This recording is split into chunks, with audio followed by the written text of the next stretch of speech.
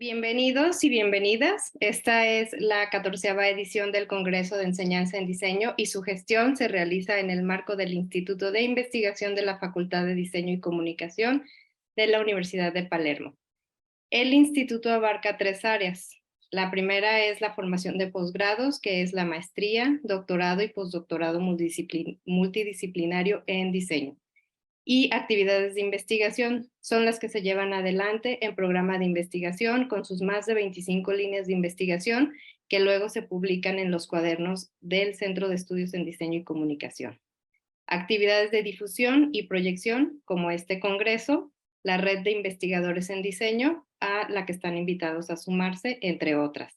En síntesis, desde las muchas actividades del Instituto de Investigación, ofrecemos capacitación de posgrado hasta postdoctorado, publicaciones para difundir sus investigaciones y un espacio como la red de investigadores a la que sumarse y dar a conocer sus trabajos. En este sentido, el Congreso, como espacio de difusión y proyección, tiene como finalidad compartir experiencias, planificar acciones conjuntas, plantear temáticas relevantes y concretar proyectos académicos e institucionales destinados a enriquecer la formación de los diseñadores del continente e impactar favorablemente en la calidad del ejercicio profesional de todas las áreas de diseño y comunicación. En este marco, damos inicio a la comisión A11, Nuevas Metodologías Docentes, y su servidora Mónica Avelar será la coordinadora. Entonces damos solamente la bienvenida a Silvana Barraud, que va a ser la primera... Silvina, perdón. Soy yo, Silvina. Silvina Barraud. Silvina, perdón, sí. Silvina, de la FAUD UNC de Argentina. Y ella nos presenta la ponencia Encuentro con Diseño desde la Identidad Subjetiva. Les recordamos que tienen 10 minutos únicamente para presentar y pues por respeto a todos los que nos acompañan, sí les pedimos que tengan pues presente estos 10 minutos. Entonces, en el momento en que estés lista, Silvina, adelante. Muy buenos días, ¿cómo están? Espero muy bien. Ahí empiezo a compartir. ¿Se está viendo ya? Sí. Sí. Sí, sí se ve. Bien. Ahí está. Yo voy a minimizar esto. Y... Bien. Antes que nada, es un gran placer participar de esta edición del Congreso de Enseñanza del Diseño. Lo hago en representación de la cátedra que dirijo, que tengo a cargo desde diciembre del 2020, que se llama Introducción a la Problemática del Diseño y su Expresión, y que dicta uno de los 2 espacios curriculares que tienen que ver con el ingreso a la Facultad de Arquitectura, Urbanismo y Diseño para las carreras, por el momento de Arquitectura y Diseño Industrial, y se está pensando en las nuevas que la facultad está generando. ¿Desde qué lugar estoy pensando o abordo esta instancia? Desde el encuentro con el diseño, desde la identidad subjetiva.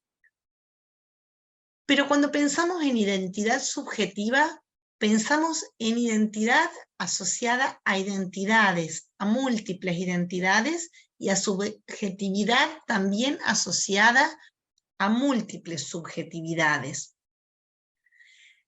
Esas subjetividades pueden caracterizarse en términos cualitativos, pero también en términos cuantitativos. Desde febrero del 2021 que dictamos este espacio curricular, han cambiado mucho las condiciones. El primer verano, por razones obvias, la dimos 2 veces porque nos estábamos acomodando en febrero y en marzo.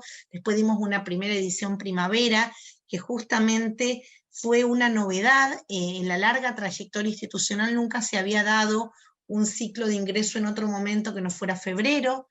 Después en 2022 nuevamente dictamos de manera virtual, en primavera de 2022 para la edición de 2023, en verano de 2023 justamente de 2023, perdón, lo dictamos para la gente que está cursando, y ahora se está organizando el curso que comienza el 1 de septiembre y que termina sus inscripciones el 15 de agosto. Entonces, en toda esta dinámica que nos ha ido encontrando, que nos ha ido atravesando, fueron cambiando mucho las condiciones, desde que este ciclo está a mi cargo. ¿Qué cosas sí tiene en común? Que nos interesa la identidad de cada una de esas personas. Y como esta propuesta, a diferencia de la mayoría, nace en un contexto de virtualidad, y ahí creo que está la novedad, es cómo esa presencialidad remota traducía aspectos que tenían que ver con el encuentro. Por eso ese encuentro de subjetividades, de personas que estaban en distintos lugares, de personas que tenían habilidades, gustos, hobbies, intereses tan diferentes y que se encontraban. Y hubo todo un esfuerzo, y hay todo un esfuerzo, porque ese encuentro sea lo más próximo posible, o sea, independientemente de la virtualidad. Eran, por supuesto, y son encuentros sincrónicos.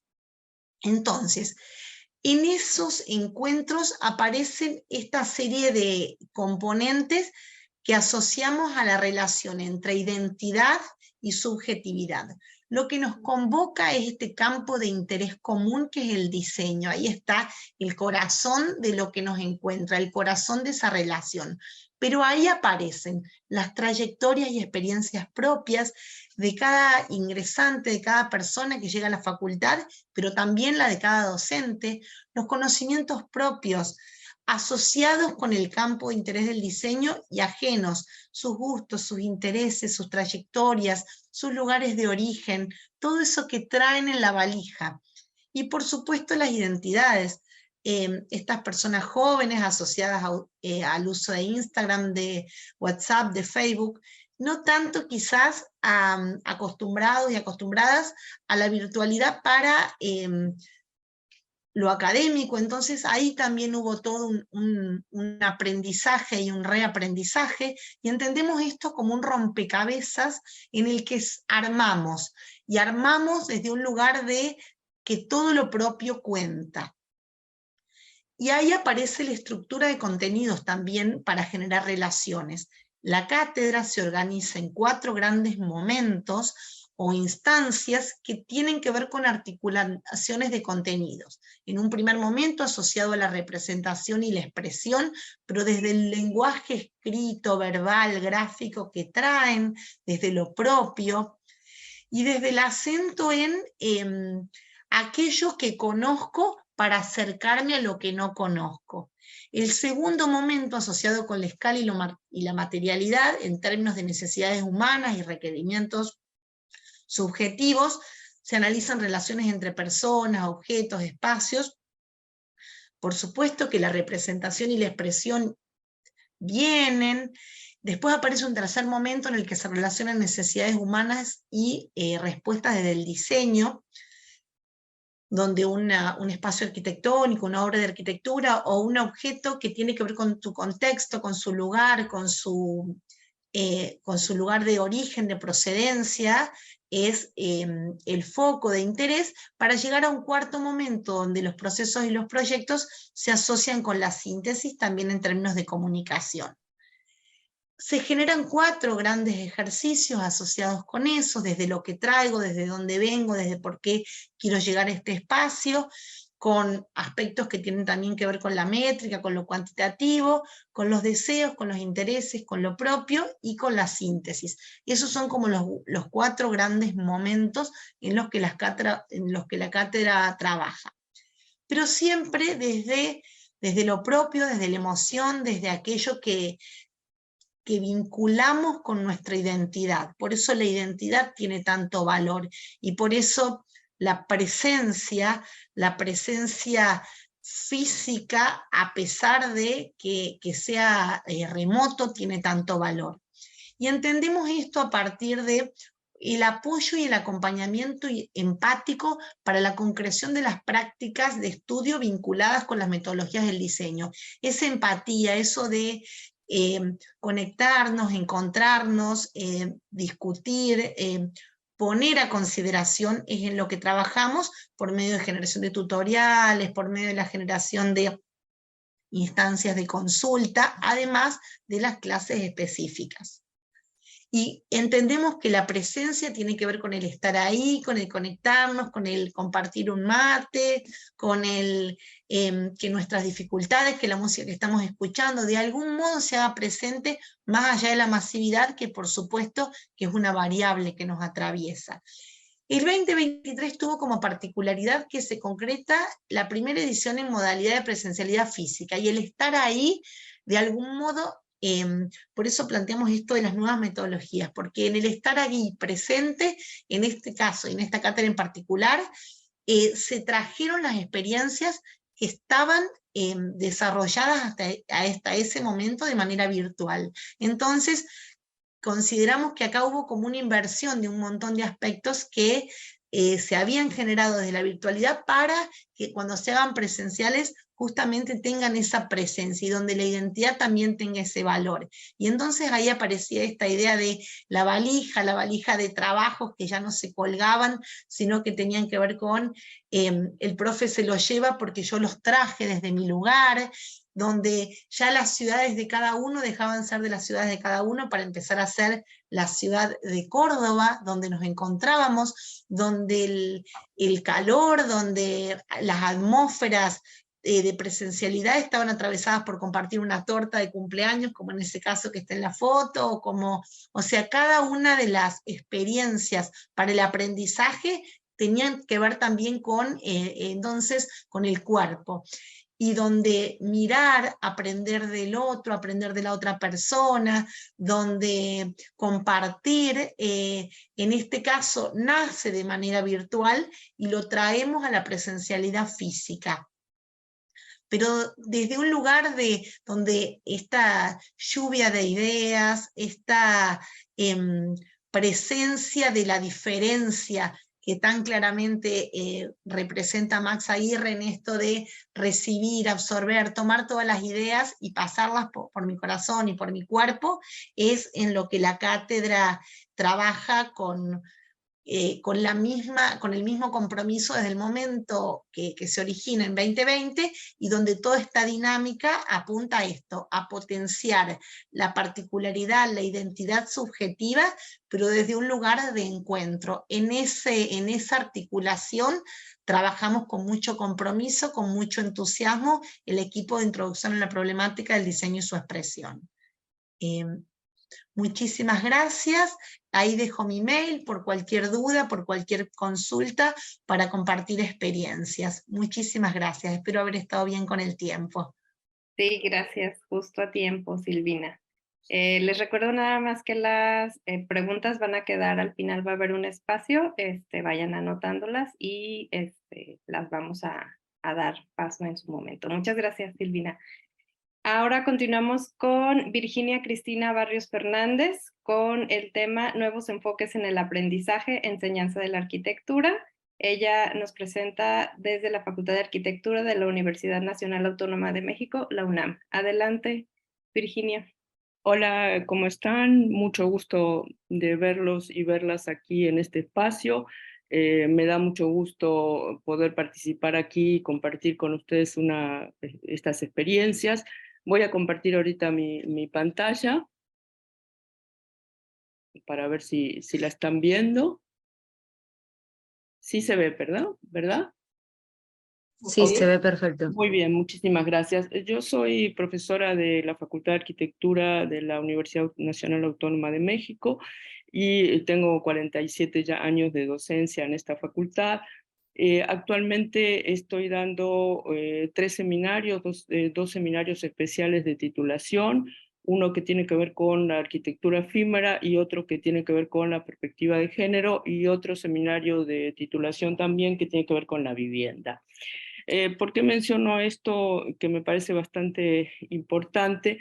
Porque pues son temáticas que estamos trabajando y que realmente son nuevas en relación a lo que es el campo de la arquitectura. Y para eso yo quisiera mencionar algunos problemas que digamos que tienen que ver con la práctica de la arquitectura, y uno de ellos es la falta de estructuración del campo de la disciplina. Generalmente hay desacuerdos en lo que la arquitectura es y lo que la arquitectura hace, y uno de ellos, por ejemplo, está en el campo de la arquitectura efímera, del cual yo estoy dando un seminario en la facultad, pero que generalmente no es compartido por toda la comunidad y no se considera como parte de la arquitectura efímera, como parte del campo arquitectónico. Me refiero fundamentalmente a escenografía, museografía y otros aspectos que tienen que ver con la arquitectura efímera. Otro punto es cómo se considera la enseñanza de la arquitectura, que se privilegia la transmisión de un conocimiento técnico y racionalizable, dejando de lado la reflexión y el pensamiento crítico. Creo que es otro problema que también nos estamos enfrentando, y el pensar que la enseñanza de la arquitectura es replicar lo que se hace en el taller profesional. Considero que enseñanza y aprendizaje de la arquitectura son diferentes a lo que normalmente hacemos profesionalmente.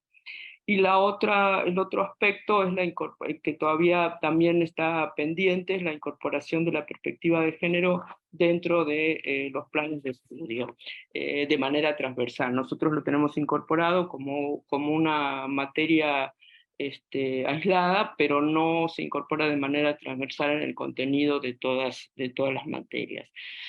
Esto hace que pues, empecemos a hacernos algunas preguntas: qué se puede aprender y cómo se puede aprender la arquitectura, y pensar también, por ejemplo, que el músico aprende un sistema de notas, un sistema musical, unas formas de tocar los instrumentos antes de hacer una nueva canción, y interiorizar todos los conocimientos del campo profesional antes de poder hacer una producción. Lo mismo sucede con el campo de la literatura.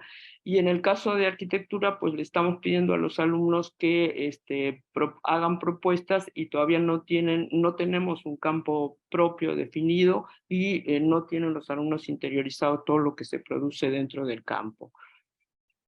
Esta disociación entre arte y técnica que tenemos dentro de la arquitectura conduce a concepciones erróneas en la enseñanza de la misma. Por un lado, la concepción clásica de las escuelas de bellas artes, que aparece como la cuestión del diseño, y por otro lado, el uso de metodologías y el pensamiento de que enseñar una metodología puede lograrse que un alumno produzca un buen producto arquitectónico. La pregunta fundamental que nos estamos haciendo en este debate de la posmodernidad que tenemos es cómo incorporar a la arquitectura la multiculturalidad, las lecturas múltiples y los niveles de interpretación, flexibilidad del conocimiento, y romper con la dependencia cultural. ¿Qué es la arquitectura y cómo enseñamos? Debería ser una pregunta que diariamente nos tendríamos que estar haciendo, y también cuál es el límite de la disciplina, cómo trabajar con la transdisciplina, es decir, cómo incorporar conceptos de otras disciplinas a la propia arquitectura. La arquitectura es ante todo una actividad creativa, y la creatividad no se produce en las cabezas de las personas como un acto individual, sino como un fenómeno sistémico, resultado de la interrelación entre el individuo y el contexto sociocultural. Entonces, ¿cuáles son las aportaciones propias de las personas? Generalmente se considera que las personas creativas tienen rasgos de originalidad, curiosidad, flexibilidad, y que esto puede hacer que digamos, pudieran fluir hacer fluir el pensamiento creativo. La crisis del modelo moderno y la crisis de la racionalidad y el surgimiento de la complejidad en los diferentes ámbitos científicos se ha reflejado en la arquitectura en una fragmentación o mejor dicho, como lo define Marina Weisman en su libro La arquitectura descentrada, en una descentralización de la arquitectura, concepto que trae implícita la idea que se ha perdido el centro de la disciplina arquitectónica y que según las épocas y corrientes estuvo en lo social, en la forma, en la función, en el significado o en el centro, refiriendo hacia el centro como los países desarrollados, donde los países subdesarrollados quedan en la periferia. ¿Qué quiere decir crisis del modelo moderno, del movimiento moderno? Pues hay dos acepciones de la palabra crisis. La primera alude a un cambio considerable o súbito y la otra alude a un momento decisivo o culminante. Respondiendo a la primera acepción, la crisis como cambio, vemos en este caso algunos aspectos de cambios. Por un lado, la crisis de la verdad única, el principio de la incertidumbre, que nos aleja de la idea de una verdad única y la formulación de leyes inmutables. Por otro lado, la crisis del orden único frente a la negación del orden, surge la relación de los diferentes órdenes y la introducción de otro concepto paradójico que es la consistencia del orden y el desorden. La crisis de la racionalización, de la construcción de una visión coherente del universo a partir de datos parciales o de un principio único que conduce al reduccionismo. En oposición a esto, debemos incorporar la razón como una lógica abierta que acepta lo racionalizable como parte de lo desconocido. La crisis de la objetividad del conocimiento, es decir, el observador ya no puede disociarse del objeto observado y pasa a ser parte de eso, donde incorporamos ya a la persona, a sus emociones, a sus problemáticas. Si tomamos la otra acepción de crisis, nos encontramos como un momento decisivo culminante, donde podemos pensar la crisis como una oportunidad de redefinir nuevos caminos para la arquitectura. Lo que se plantea entonces es revisar y reflexionar desde una nueva perspectiva el concepto de orden, no como contrapuesto al concepto de orden. Se plantea también incorporar la complejidad de la arquitectura. La introducción de la teoría de caos y la complejidad invita a incorporar el desorden en la arquitectura y lleva implícito el cuestionamiento del platonismo, es decir, la creencia que la jerarquía absoluta de las matemáticas de las formas más simples y armónicas y una transformación en la sensibilidad y la estética. La idea enriquecida de orden que plantea la teoría de la complejidad convive con la noción de desorden y se alimenta de conceptos importantes que permiten enfrentar desde otra óptica la arquitectura, como son las ideas de interacción, estructura y organización. Coexisten orden y desorden y organización, estructura, interacción en los planteamientos que tenemos que hacer para poder enseñar la arquitectura. Y el problema central, entonces, es tomar la crisis como una oportunidad, reconocer la arquitectura dentro del marco de la complejidad desde múltiples puntos de vista, e integrar un pensamiento que permita concebir la parte no racionalizable de la arquitectura, es decir, las emociones. Y para concluir, quisiera comentar que un aspecto fundamental que nosotros estamos trabajando dentro de la facultad es la incorporación, por un lado, de la transdisciplina dentro de la enseñanza de la arquitectura, la incorporación de la perspectiva de género y la incorporación de la complejidad como elementos fundamentales para dar estos nuevos enfoques de enseñanza de la arquitectura. Gracias. Gracias, Virginia. Muy bien con tu tiempo. Vamos a continuar con la siguiente participante, Estela Hermida, Taisha López Borges y Catherine Mireles Morgan. Ellas nos acompañan del EVA, UFRJ de Brasil, y su tema es herramientas visuales del proyecto en diseño de interiores. Perdón con la traducción, me ayudan las ponentes y muchas gracias. No, estaba perfecto. Adelante. Perdón, pero nosotros vamos a hablar en português. Eu sou Estela Hermida, sou professora da Escola de Belas Artes e eu tenho como cátedra o projeto em design de interiores e a gente tem a compreensão de que a o ambiente construído é um elemento de comunicação, né, que comunica identidades, e por isso a gente fundamenta toda a nossa pesquisa na semiótica e na fenomenologia do lugar. Então, Thaisa e Caterine vão apresentar a pesquisa que foi desenvolvida durante 2 semestres na disciplina de composição de interiores. Obrigada. Bom dia. Estão me ouvindo? Conseguem me ouvir? Perfeito. Sim, Pode. perfeito. Ok. Bom, a pesquisa surgiu a partir da experiência vivida em sala nas disciplinas de composição de interiores 1 e projeto de interiores 1 e 2. Ela teve como objetivo principal investigar se as ferramentas visuais aplicadas à metodologia de ensino no curso de design de interiores auxiliaram aos alunos no entendimento do conteúdo. O método científico foi a base teórica na qual toda a pesquisa foi estruturada.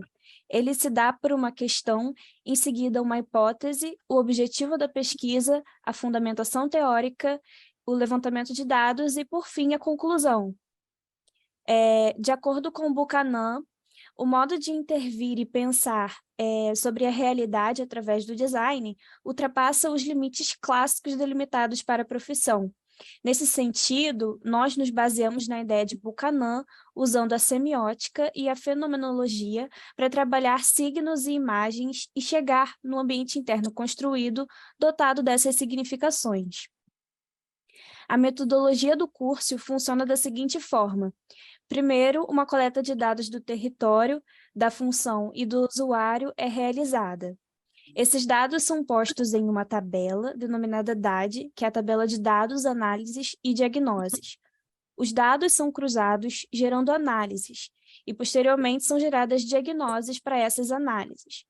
As diagnoses são ações de projeto que virão a ser implementadas. Para a compreensão do território, aqui temos a ferramenta visual utilizada na aula, que é um mapa de coleta de dados da cobertura vegetal. Esses dados foram coletados pela turma de composição de interiores 1 durante o trajeto feito pela rua onde localizava-se a intervenção projetual. Em seguida, temos os dados coletados no mapa de fluxo de veículos. E, por fim, temos a coleta de dados do fluxo de pedestres. No contexto da sala de aula, esses mapas são sobrepostos, ou seja, há um cruzamento de dados feito de forma visual, ajudando o aluno a construir análises e pensar em diagnoses de forma mais didática. Levantando os aspectos subjetivos do território, nós fazemos uma espécie de mapa mental, construindo uma síntese do território em forma de personificação. O usuário arquétipo a partir das características do território. Ao estudar as funções de cada compartimento da unidade habitacional e compreender o usuário, cria-se uma tabela denominada QFAEA, que é o quadro de funções, equipamentos e acessórios, na qual as necessidades do usuário, de acordo com cada função e atividade por compartimento, demandam uma gama de equipamentos e acessórios. Sendo assim, é possível prever qual demanda do usuário, projetando um espaço que funcione e atenda cada uma das suas necessidades. Aqui temos outra ferramenta visual, o diagrama de relações.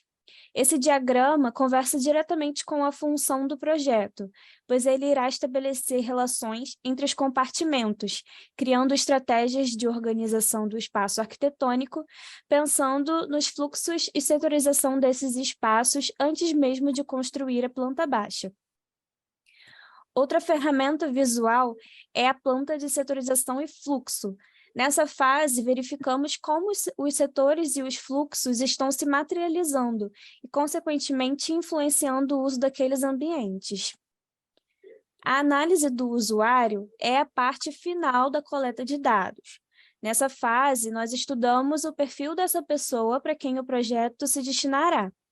Sendo assim, destrinchamos sua personalidade a fim de entender suas características pessoais e suas necessidades.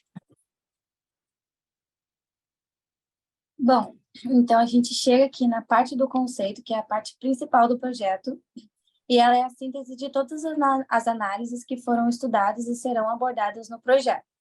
É a partir dele que vamos definir a ideia que vai nortear todas as nossas ações projetuais. Então, de acordo com Higgins, ele define que o conceito pode ser definido como uma ideia abstrata ou geral que contribua para todas as decisões tomadas durante o processo de projeto, de modo que o resultado construído se torne mais coeso.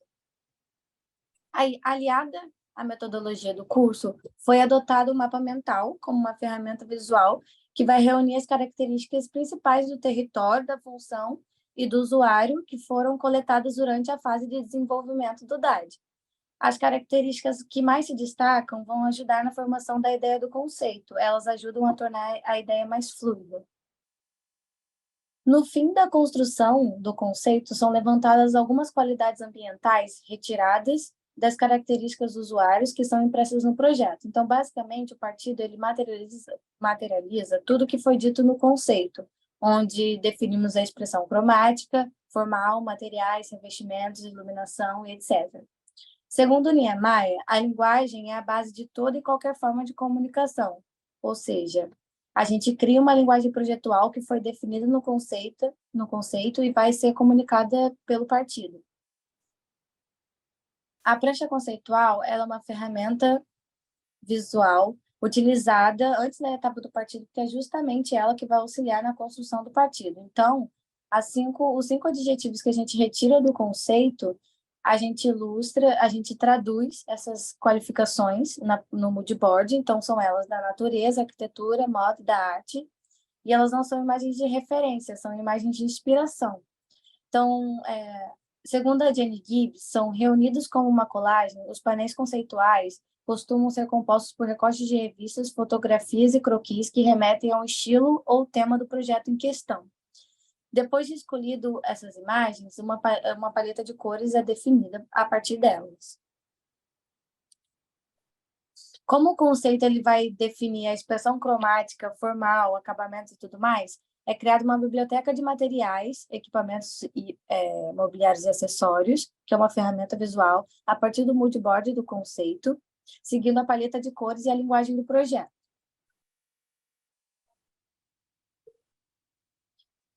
Seguindo a mesma lógica, é criada também uma prancha de materiais, mas, além disso, a gente também se baseia no QFAEA, que foi mostrado anteriormente.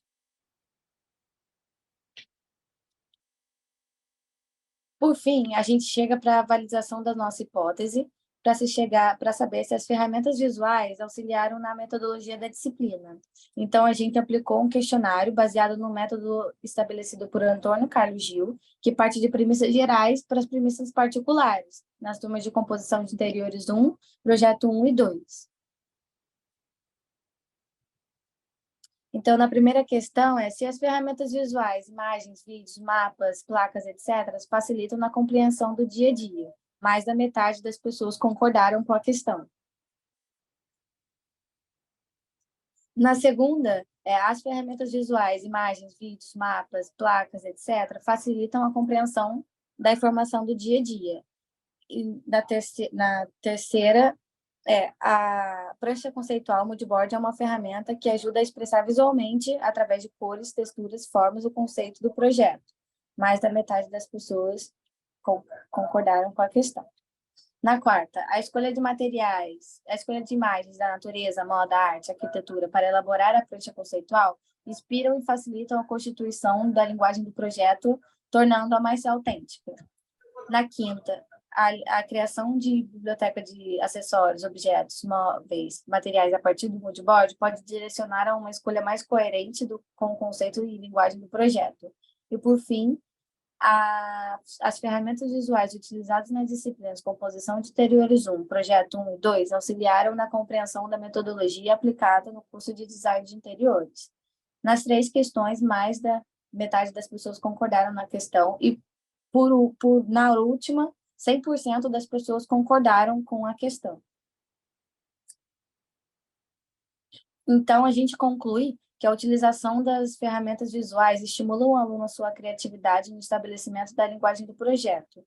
Na materialização das essências dos lugares, qualidades ambientais, a utilização de ferramentas e metodologias com base na fenomenologia e na semiótica podem auxiliar não somente na análise dos lugares já existentes, mas na concepção dos lugares individualizados. Por meio dos adjetivos do caráter, a identidade do indivíduo é empregada no lugar. É isso, obrigada. Nossas referências bibliográficas. Obrigada. Muchas gracias.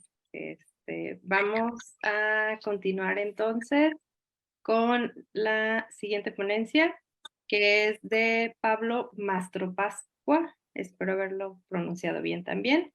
Ingresantes de 2023, diseñadores del 2030, operando con laboratorios de futuro. Nos acompaña de la Universidad Nacional de Mar de Plata en Argentina. Bienvenido, Pablo. Adelante con tu presentación. Hola.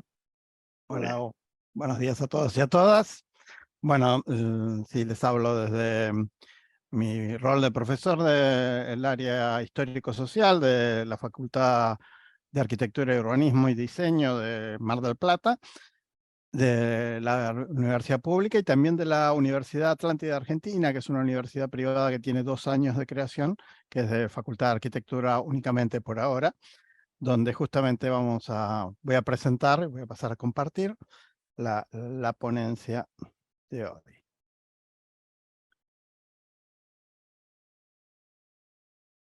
Ahí se ve bien, ¿no?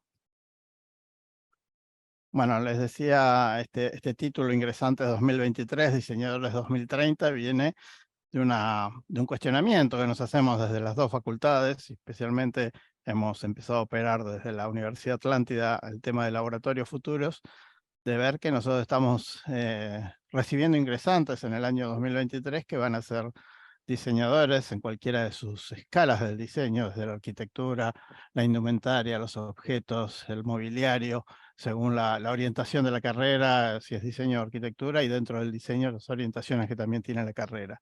Así que empezamos a preocuparnos hace bastante tiempo de esto, de cómo salen de nuestros ámbitos académicos en un mundo que tiene unos cambios cada vez más rápidos, ¿no?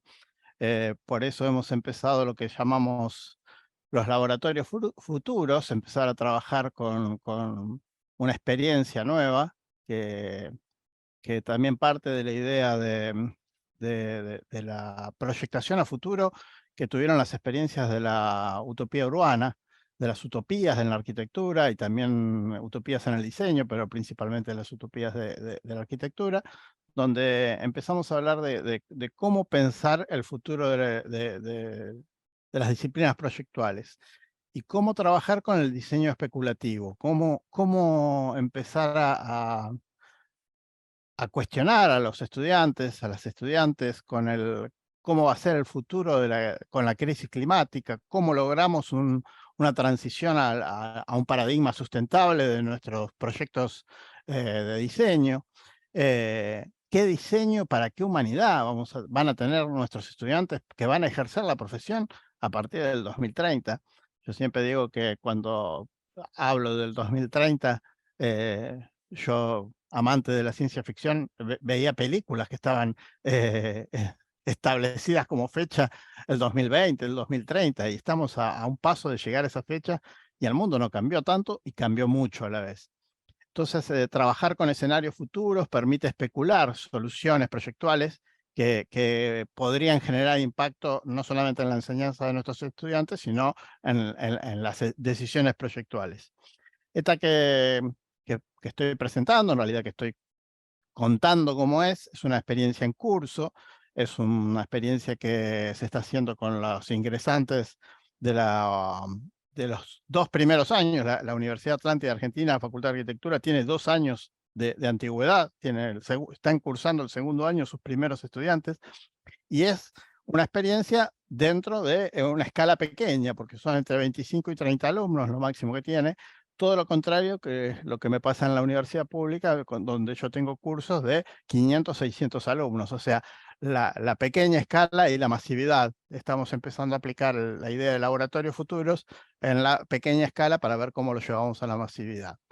Y entonces estas habilidades que deben tener nuestros estudiantes para empezar a operar con esta idea de laboratorios futuros es empezar a pensar prospectivamente para trabajar con esta visión estrategia del futuro, actuar con una perspectiva para explorar señales de futuro, porque lo que nos deja el futuro no son certezas, sino son señales de lo que va a venir. También la idea de, que esto tiene mucho que ver con lo que decía al principio, la idea de la utopía, construir escenarios posibles de futuro y relatar una idea de futuro convincente que genere impacto y cuestionamiento, o sea, también que empiecen a generar algún discurso de cómo va a ser el futuro de la profesión, pero que genere un impacto y cuestionamiento, que se empiecen a cuestionar eso. Y como práctica, la parte de taller, del laboratorio futuro, el objetivo, por eso digo, es una experiencia que no puedo mostrar resultados porque es un work in progress en este momento, es diseñar un prototipo de futuro, que eso va a tener que ver con la escala a la que arribemos de la problemática. O sea, esto todavía no tengo resultados para mostrar. Una de las cosas que nos planteamos, ¿no? Hay una canción de Patricio Rey, sus Redonditos de Ricota, que dice que el futuro llegó hace rato y realmente es algo que lo vivimos a diario, eso. La idea de que no podemos pensar más, que se encarguen las siguientes generaciones de solucionar nuestros problemas. El diseñador actual tiene justamente tiene una amenaza y tiene oportunidades para poder detectar, para poder trabajar, para poder establecer estrategias de cómo tomar decisiones adecuadas a ese futuro y que realmente en los esquemas tradicionales de cátedras, de las cátedras proyectuales principalmente, esos temas a futuro en muy pocos casos se están abordando. Y yo creo que, o creemos nosotros desde el Laboratorio Futuros, es que hay que empezar a meter problemáticas para estos estudiantes que van a tener que ejercer su profesión después del 2030. También una de las cosas que nos cuestionamos es cómo enseñamos, y para poder enseñar en un laboratorio futuro empezamos a investigar también cómo es el aula del futuro. Una de las experiencias del aula del futuro, de la escuela europea, es la idea del aula del futuro, cómo tiene que ser. Un aula flexible, dividido en zonas de aprendizaje, cada una de las cuales ha sido concebida para una distribución espacial y de uso de ese espacio particular. El mobiliario también tiene distintas características según el tipo de aula que queremos dar, y la dotación tecnológica, que es uno de los temas más importantes también y más costosos para las universidades públicas. Es muy difícil de hacer estos cambios. Las universidades privadas pequeñas por ahí sí lo pueden hacer. En este caso nosotros estamos empezando a trabajar con lo que es la idea del aula inmersiva, de tener un aula donde los proyectos sean inmersivos, donde uno pueda ser protagonista de esa idea de estilo de enseñanza y de aprendizaje. La experiencia que estamos haciendo en Laboratorios Futuros en la Atlántida tiene la condición también de que es transversal a otras carreras de la facultad. El Laboratorio Futuro trabaja con la Facultad de Ciencias Económicas, está trabajando también con Psicología, y en estos días está empezando a dar su participación la licenciatura en Turismo. Así que no es solamente que el Laboratorio Futuro va a trabajar el área proyectual. La idea es que sea un taller o un laboratorio transversal a otras carreras que también va a enriquecer nuestras carreras proyectuales. La directora del Laboratorio Futuro que estamos trabajando es Laura Novik, y con ella estamos trabajando en la cátedra abierta que se llama Pedagogías de Futuro, que está trabajando con lo que se llama el Index Award, que es un premio Nobel, en cierta manera, del diseño, que no mide la belleza del diseño. Estamos en un mundo sobreestetizado donde todo lo bello pareciera útil cuando realmente no lo es, sino el impacto social de los diseños, que eso también es otro de los temas que nos interesa mucho.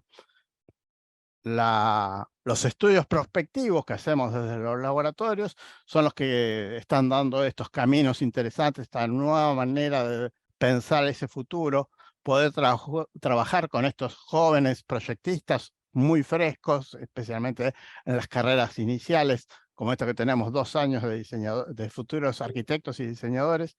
Se irá trabajando esas ideas para convertirse en un diseño anticipativo de crear escenarios. Si hago esto, pasa esto, que se empiecen a preguntar las cuestiones que cada decisión que toman es una decisión que va a cambiar el medio, el modo de vida, la calidad de vida de los usuarios.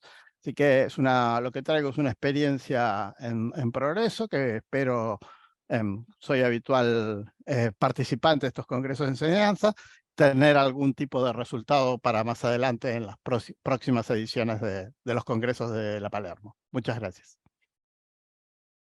Muchas gracias a ti, Pablo. Muy interesante el tema al final. Les recuerdo, hay un espacio para preguntas, vayan anotándolas y las vamos a comentar. Entonces, muy buen tiempo y vamos a dar continuidad al quinto tema, taller de diseño de experiencias bajo metodologías ACBD, proyecto Fundación Instituto Profesional DUOC, UC Observatorio ALMA de Santiago de Chile, que nos presenta Rubén Meléndez y Paulina Romo. Entonces, adelante, el espacio es suyo.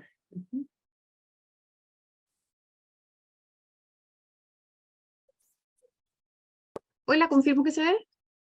Sí. Ya estoy proyectando. Ajá. Perfecto. Hola, me presento, mi nombre es Paulina Romo. En esta oportunidad este trabajo es un curso de diseño de experiencia del Instituto Profesional DUOC de Chile, y este trabajo se hace en cátedra con 2 profesores, ¿sí? Voy a ver por qué no gira. Vamos a ver. Ahí. Bueno, sabemos que la educación ha cambiado muchísimo en los últimos 100 años, y frente a esto DUOC se hizo la siguiente pregunta: ¿cómo enseñamos a estas nuevas generaciones? Y cuando hicimos esta pregunta salieron más preguntas. ¿Cómo aprenden hoy o no nuestros estudiantes? ¿Estamos formando profesionales competentes? Bueno, DUOC UC frente a estas preguntas dijo: vamos a aplicar una nueva metodología que es a través de una estrategia didáctica.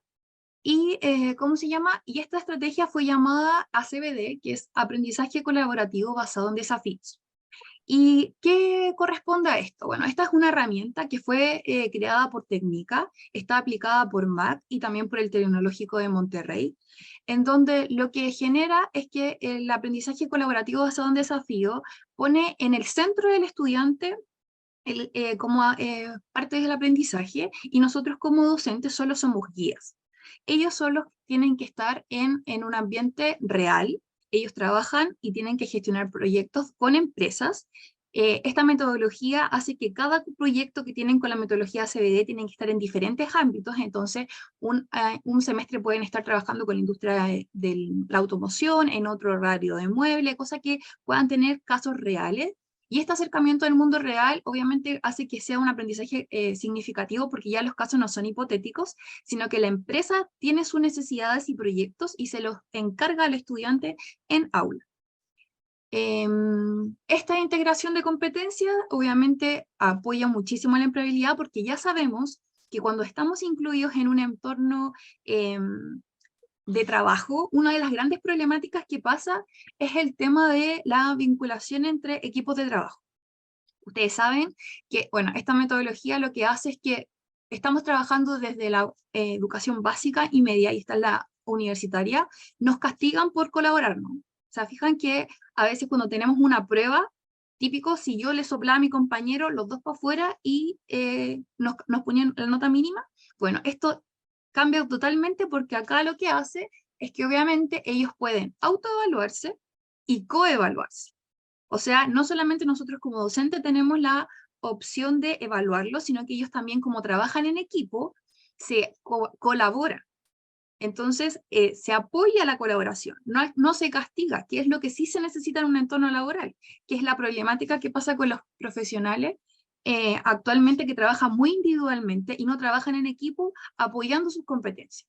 Entonces, las fortalezas que tienen, bueno, tiene infinitas fortalezas, un poco difícil decirlas todas juntas, pero lo más importante es que un poco también esto genera una parte importante, que es un proceso de reflexión, ya que a los estudiantes en este curso de 18 semanas pasan con esta rueda que es el ACBD, ¿ya? Donde tienen cada desafío, tienen que pasar por estas 4 fases, que es la generación, la ideación, el desarrollo y el cierre. Ellos como equipo tienen que trabajar colaborativamente, no ocupo más de 3 personas, tienen que hacer una bitácora. Entonces en cada equipo es un proceso de construcción, porque los equipos no se generan por afinidad, Ustedes saben que todos los equipos de los grupos de trabajo, ellos ya no son un grupo, son equipos, y ellos se generan los equipos por el docente, por un perfil psicológico, que es un test DES, que aparece gratuito en plataforma online. Entonces los contextualiza ya a que vienen trabajando siempre por afinidad y ahora tienen que trabajar con alguien que a lo mejor nunca habían trabajado, que es lo que pasa en un entorno laboral. Tú no te vas con tus 5 amigos a trabajar en una empresa. Entonces este cambio ya pasa desde ahora. Entonces esta rueda SET trabaja con esta plataforma que es el SET, en donde ellos pueden evaluarse a través de esta como evaluación de caritas, donde cada trabajo ellos tienen la posibilidad de poner la nota a su compañero. Ustedes saben que los equipos de trabajo siempre pasa esto de que algunos trabajan más que otros, y con esta forma de que como el curso los lleva a ellos poder coevaluarse y autoevaluarse, obviamente también hay un mayor compromiso. Entonces hay mejores resultados. Bueno, este viaje es de 18 semanas y obviamente está contextualizado a que somos personas educando a personas.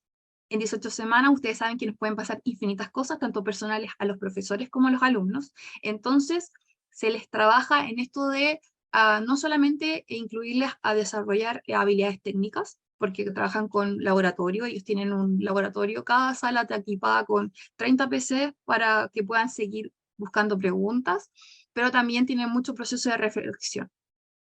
Bueno, este es el desafío 0, ellos trabajaron en esta oportunidad con el Observatorio ALMA, entonces esto fue un desafío de llevar el diseño a la divulgación científica a través de un diseño más inclusivo. Ustedes saben que todos los descubrimientos astronómicos solo lo vemos por foto, y el Observatorio ALMA en Chile lo que quería era ser inclusivo para las personas que no ven, que a lo mejor puedan tocar cómo es esta esfera, y pasamos por estas fases. Desafío 0, hipótesis. Aquí los alumnos trabajan con las diferentes metodologías de diseño, se incluyen en universos paralelos.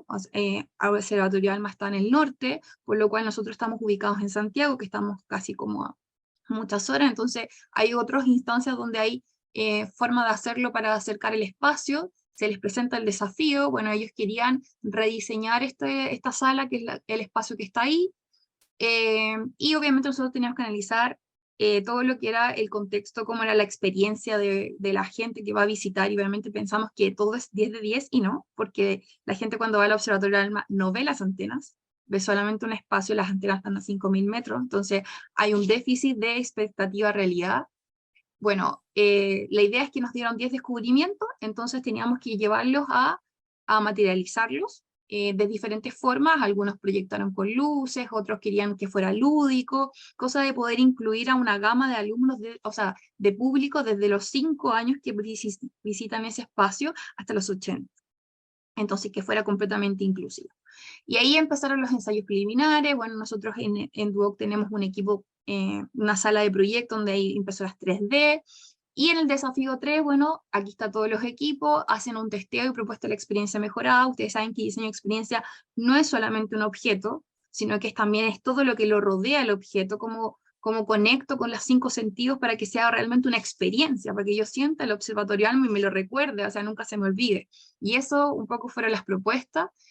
Aquí está el equipo de trabajo, y bueno, aquí están los resultados finales del agujero negro. Todo esto fue aprobado, agujero negro del equipo AstraSpark. La idea es que la jugaran y tiraran la pelotita y pudieran ver esta sensación de vacío. Eso es lo que quería transmitir el observatorio. Era llevar el conocimiento científico a algo práctico, fácil, sencillo de entender. ¿Qué es un agujero? Se pierde. Una corriente de gas, y obviamente con espacio iluminado, cosa que las personas puedan interactuar, girar. Obviamente son alumnos de 5º semestre, entonces, de 6º semestre, perdón, entonces ya están con capacidad para modelar, imprimir 3D, y estos son los prototipos, y ahí está la entrega final, donde estaba el caso del astrónomo, y obviamente el diseñador gráfico, donde se hizo en esta aula magna, y se les entregaron además nuevas formas de a lo mejor de que ellos pudieran seguir creciendo este espacio, a que fuera mucho más experiencia, con a lo mejor con visitas de qué pasa que si no tengo plata para ir, a lo mejor puedo ponerme lentes, puedo hacer un recorrido virtual, y así infinitamente.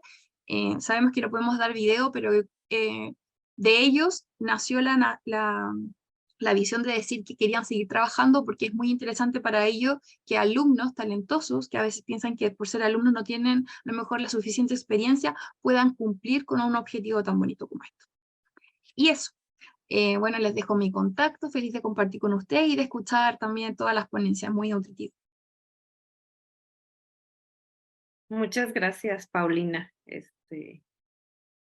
Muy buen tiempo también para lo que nos presentas. Bueno, damos continuidad entonces, agradeciéndole a Paulina y a los anteriores ponentes también. Y vamos ahora con la presentación de Mauricio Mesa Jaramillo con el tema Nuevos Espacios de Encuentro, Ciudad Aula. Él nos acompaña desde la Universidad Católica Luis Amigo de Colombia. Mauricio, adelante. Bueno, buenos días. Gracias pues por estar aquí viendo a mis otros colegas de otras universidades de Latinoamérica. A ver, básicamente lo que les voy a leer o lo que les voy a mostrar es un desarrollo de una idea que tenemos desde la universidad de que el estudiante debe salir a recorrer ciudad, de que el estudiante no debe encerrarse en un aula porque esto le va a privar de un contexto, sobre todo de una ciudad como la nuestra, como Medellín. Entonces, básicamente lo que me pretendo es darles el desarrollo del texto que dio inicio a este curso. Dice así. Esto no pasa, espérenme un segundo. Bueno, listo, ahora sí. Dice, vivimos en una ciudad subjetiva y posmediática, esencialmente heterogénea. Félix Guattari, un sociólogo, la definía como la máquina de máquina. Él decía, abro comillas, la ciudad es subjetividad a la velocidad y el ritmo de sus propios devenires. Se reconstruye y se reinventa permanentemente, creando y devorando sus propios modelos, realizando y produciendo metamodelizaciones. Ella se reinventa a diario, buscando lo deseable, lo lógico y principalmente lo aceptable. Produce a su vez, gracias a las heterogéneas relaciones sociales, otros modelos de lo censurable, lo oscuro y lo subterráneo. La nuestra, en la que vivimos a diario, es espejo de algunas de esas ciudades descritas por Guattari. Es como toda gran concentración humana una metrópoli no ajena a fenómenos socioculturales, económicos y políticos que generan comportamientos en la existencia diaria de sus habitantes y en su deambular desapercibido, natural y cotidiano, casi como el hombre de la multitud descrito por Poe, o si bien en una extraña pero innata actitud de supervivencia de llegar invicto a las seguridades del hogar, escribando violencias mal llamadas en Medellín, las fronteras invisibles, convirtiéndonos en defensores de la vida, de nuestra vida, en un medio de una existencia de un letargo ciudadano, que afortunadamente nos hace invisibles y por tanto no vulnerables. Esta ciudad vedada, escondida, es un universo desconocido en las aulas de clase de diseño, conformada a una realidad del acontecer del ciudadano, una falta grave en el abecedario cognitivo del posible diseñador, que ha de contar con múltiples herramientas para ser agente transformador, como las nuevas dinámicas que la profesión y la sociedad le imponen. Medellín es un espacio urbano de identidades diversas y de múltiples conflictos de inequidad y violencia, ajenos todos ellos a la planeación con lápices de colores en el gran plano desde el cielo del urbanista, que produce espacios y lugares donde las dinámicas del intercambio social congregan y propician nuevas formas de abordar y, por qué no, de apropiar la ciudad. Los metaespacios nombrados anteriormente, o los casi heterotópicos desde la espacialidad descrita por Foucault, es en estos escenarios donde los actores hacen su mapeo abierto, donde invasores, desplazados, comparten lo que llamaremos el común ciudadano, el habitante, el flaneur de Benjamin, las presencias de las historias que inevitablemente conforman especialidades conformadas y muchas veces forzadas, donde los objetos son portadores como referentes de dinámicas de uso, de poder y apropiación. Dinámicas invisibles en su mayoría, de la estadística académica, dedicada a seguir modelos de un primer mundo, brillante, deseable y que premia proyecciones objetuales no ajustadas a la realidad del contexto social en que se hallan inmersas. Abro comillas. El espacio está formado por un conjunto indisoluble, solidario y también contradictorio de sistemas de objetos y sistemas de acciones, no consideradas aisladamente, sino como un marco único en el cual la historia se manifiesta. Santos. El atrevimiento a leer ciudades de esta forma, para un estudiante, recorriéndola en un curso académico de diseño en una asignatura como la semiótica, como retórica de la imagen o percepción, se justifica en entender la dinámica del urbanita, así como la del diseñador, como la de un consolidador de rituales, un lector de contextos y de imágenes consignadas, que como en su símil literario en el texto de Irene Klein, La topografía del recuerdo, en su libro La ficción de la memoria, se explican en entenderla como producto del imaginario o el mito, relatando como las figuras literarias a través de frases y párrafos. El símil a calles y espacios, tal como se lee en la ciudad, es escrita a diario por sus habitantes, por sus vivencias y recuerdos, como en un gran texto eterno donde las experiencias se dan de los metaespacios, pero también en las promesas de los servicios de las marquesinas, con tipografías rimbombantes en los placeres ofrecidos y en imágenes sugestivas a través de una tarjeta de un salón de masajes.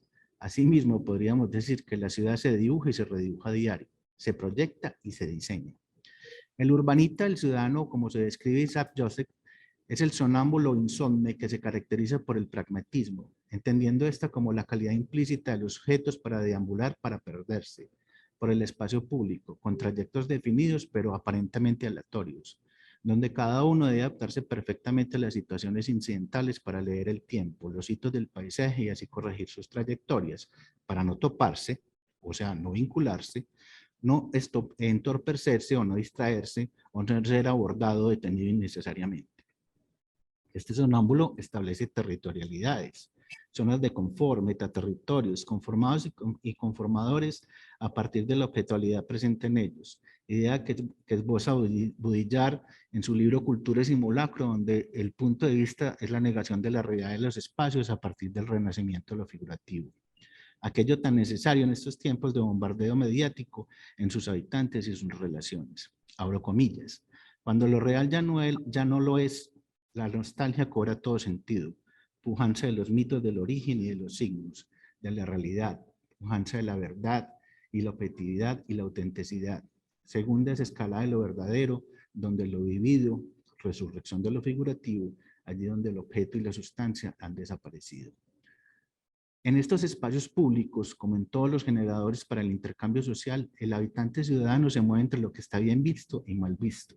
Hay una permanente fiscalización de lo actuado. Se modela el comportamiento a partir de conceptos muy nuestros como los implantados en nuestra ciudad, que nos recuerdan aquel manual de buenas maneras del venezolano Manuel Antonio Carreño, que algunos alcanzamos a sufrir o aplicar en nuestros tiempos escolares, y que hoy en esas maneras ha de llamarse algunos de sus aspectos conciliadores y otros irregulares. En Medellín se llama cultura metro o cultura ciudadana. Es allí donde la cultura del miedo de la frontera invisible, así como la permanente vigilancia a través de medios electrónicos, cohíbe el intercambio social natural. Por ello no se es libre de actuar, solo se es libre de ambular en el anonimato, de ser desterritorializado. El nuestro, el ciudadano, no tiene elementos de identificaciones básicos en la calle que lo conformen fuera de la masa, como grupo social. Solo es alguien en las redes sociales. Allí se tiene cómo acceder a ellas. Es allí donde se conforma una ciudad virtual paralela, una ciudad de la red donde nos hablamos, nos identificamos en etnias sociales y conformamos espacialidades alrededor de gustos y preferencias diversas. Trasladamos la territorialidad a la web. Ciudades subjetivas. Allí convocamos, protestamos y precisamente en este espacio virtual donde la potencia estética está dada no por la exuberancia del bombardeo de los sentidos, sino por cuántos likes tenga la imagen puesta a consideración. Al igual que la ciudad real, como dice Foucault, pensamos en cuadrículas, en demografías, en heterotopías, en este caso insertas en el metaverso y en la realidad aumentada. Estas heterotopías o espacios virtuales para recorrer y perderse intencionalmente están dejando la exuberancia en los sentidos a unos espacios reducidos, controlados y confortables, donde no hay elementos identitarios básicos, como dice Guattari. Estamos en el apogeo de la ecosofía de la ciudad virtual, en recorridos virtuales, en la subjetiva voz de un navegador digital, en el mapa de Waze o en la suma de más de la red virtual. Y ahora inteligencia artificial, como validadores estéticos, opresores de nuestro albedrío que reivindicamos en jerarquías espaciales que dan pie a la posmodernidad y a la contracultura, que han de concretar el espacio proyector del diseñador a unos limitados colores y texturas, perdiéndose de las experiencias sensoriales completas. La ciudad es del nuevo urbanito anónimo, que estetifica todo cuanto ve, lo valora y cuestiona en cuanto a su belleza y estatus, validando sus apreciaciones en la gramática social simplona y vacía de la facilidad de la lectura para los sentidos, territorio abonado para el imperio de la imagen y la selfie, y el titular escandaloso, la música sin sentido y gradante, estéticas expandidas en todos los sentidos, violentadas porque todo está estetizado. Medellín, como toda ciudad, genera también espacios vedados, sádicos, que son productos de las barreras del miedo, que se imponen en una ciudad totalmente falta de equidad, espacios para esconder y no para mostrar. Sin embargo, todo panorama en esta ciudad no tiene que ser oscuro o ser visto así. La ciudad y su diversidad de habitantes, muchísimos de ellos sin acceso a la virtualidad, siguen viviendo una realidad de una cuadrícula urbana distinta, con una dinámica del día a día. Allí hay espacios donde la exuberancia y la potencia estética sí existen en 2 metros cuadrados de tela, donde se exponen los vestigios de la verdadera ciudad. 2 metros cuadrados de tela donde la exuberancia hace su trabajo de potenciar los sentidos del joven diseñador, del estudiante que ha de someterse a este bombardeo estético, entendiendo que las dinámicas de producto abarcan mucho más de lo asimilado en un salón de clases. En estos bajos de la línea A del metro de Medellín, entre las estaciones Prado y la avenida 1 de Mayo, ha surgido un espacio metaespacio, según Guattari, donde convergen ritualidades religiosas al lado de perversiones sexuales y recuerdos infantiles. Es un espacio sin escalas estéticas. Allí se puede pasar de un barroco visual intenso a implicaciones de la forma. Es allí donde hay democracia para las texturas y los colores, en vestigios de rituales subjetives y visuales, que pueden pasar de lo público a lo privadamente sórdido.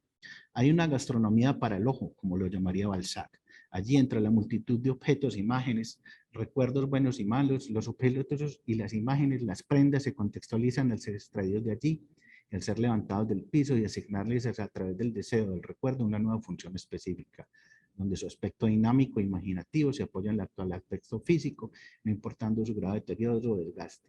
Para hacer la Perdón, Mauricio. Sí, dime. Vamos sobre el tiempo. ¿Puedes ir acotando, por favor?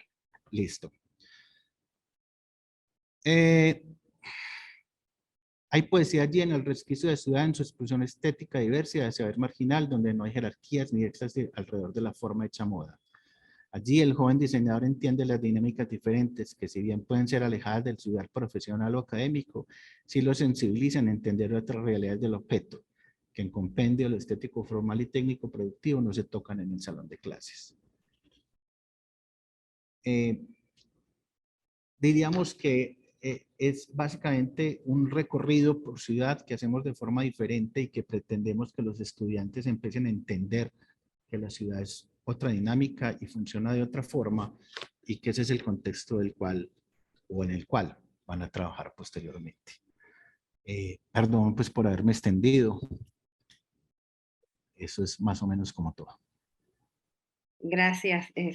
Sí, no te preocupes. Vamos a continuar con la siguiente ponencia. Le damos entonces la bienvenida a Vania Salguero Duchen de la Universidad Católica Boliviana, y ella nos presenta el tema Ventajas del docente diseñador frente al aula inclusiva. Adelante, Vania. Buenos días, muchas gracias, querida Mónica. ¿Se me escucha bien? Sí, muy bien.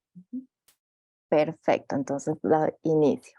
Como mencionas, el tema se llama Ventajas del docente diseñador frente al aula inclusiva. Esto es una serie de recopilación muy rápida respecto a 4 años de experiencia que tuve enfrentando un aula inclusiva en donde se tenía un estudiante que era una persona sorda y el resto de los estudiantes eran personas oyentes.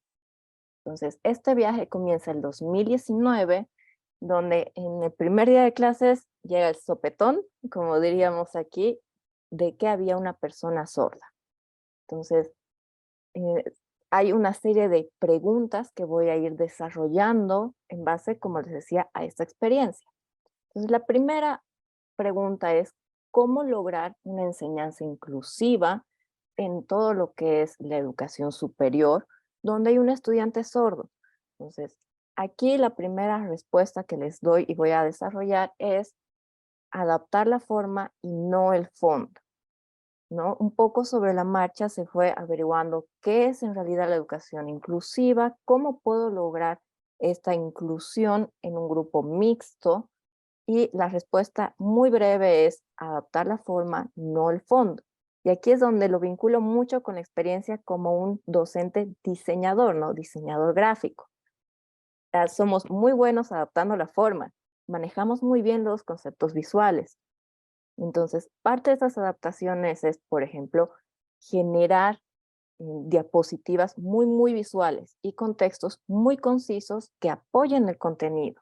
Esto significa cambiar la manera de dar la docencia, por ejemplo, además de otras cosas como garantizar un servicio de interpretación, que eso ya se coordina mucho en relación a la parte institucional y los padres del estudiante, ¿no?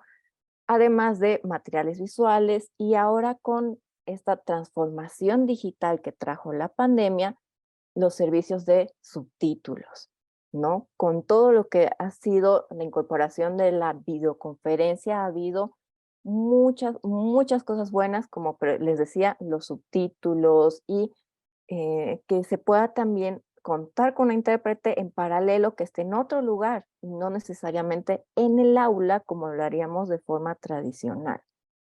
Además de generar un ambiente de apoyo y comprensión para necesidades específicas que en muchas cosas tiene el estudiante. Y estas necesidades deben ser comunicadas idealmente con antelación para que el docente pueda preparar su aula, pueda preparar los contenidos. Ya que, como mencionaba, es adaptar la forma, no el fondo. No estamos reduciendo la calidad en la educación superior, porque eso no es lo ideal y es lo que no se debe hacer, pero sí podemos adaptar la forma. La otra cuestión, que es en la que me voy a explayar un poco más, es qué principios del diseño gráfico pueden aplicarse a los contenidos, herramientas, estrategias de aprendizaje que uno desarrolla para lograr que se llegue esta inclusión en el aula, como les decía de nuevo, con un estudiante sordo. Principalmente el contraste y legibilidad para facilitar la accesibilidad visual, ¿no? Las personas ahora son muy visuales, y esto significa que todo material educativo que genere para explicar los temas deben ser muy legibles. Buen tamaño de la letra, mucha imagen. Otro principio es el de contraste en el uso de los colores y símbolos universales.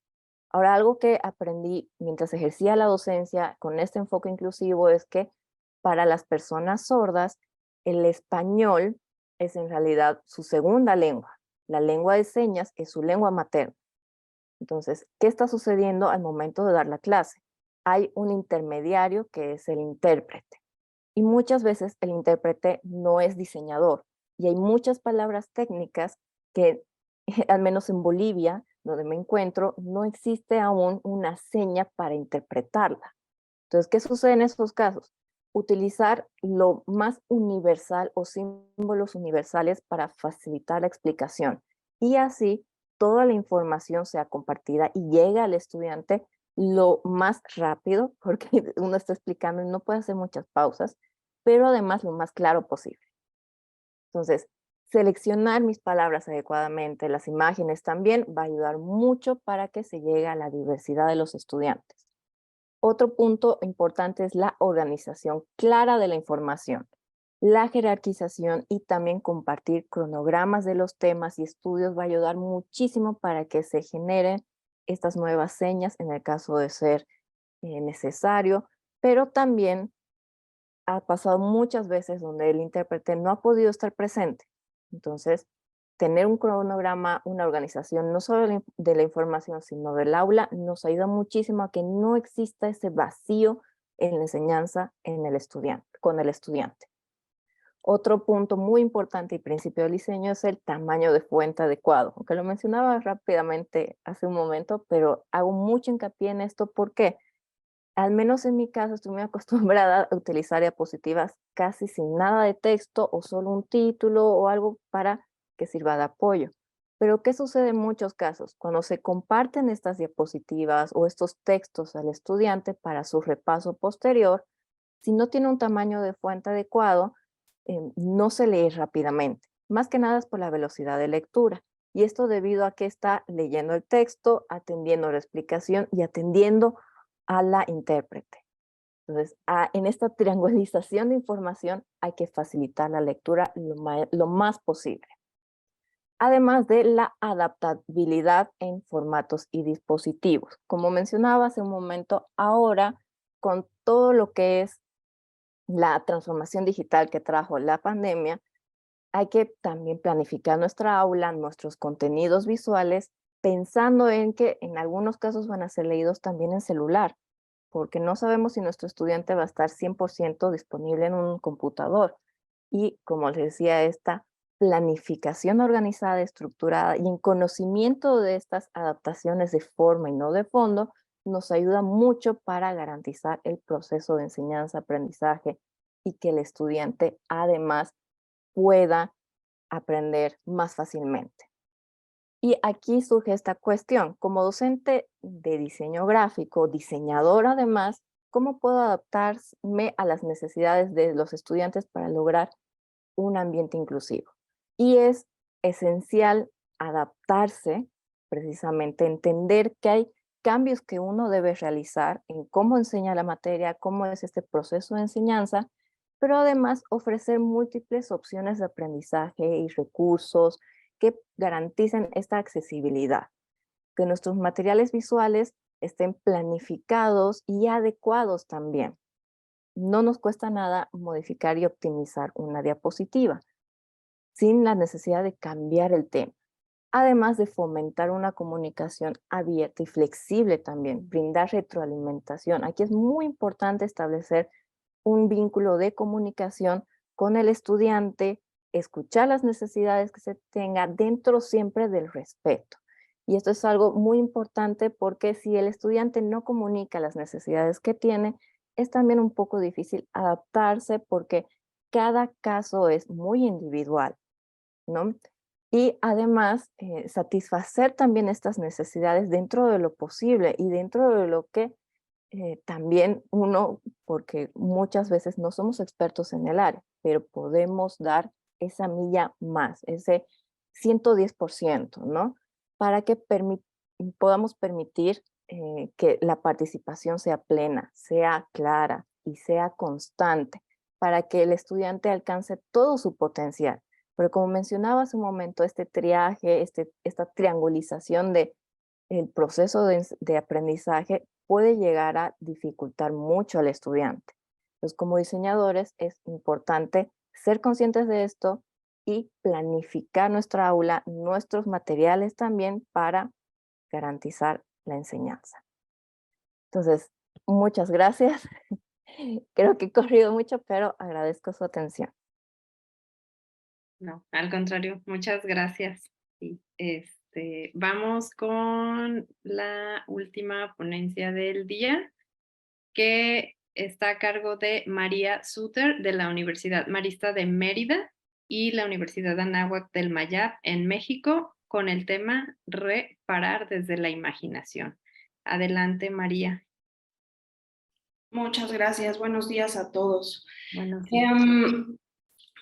Bueno, efectivamente, voy a empezar muy rápido, ¿no?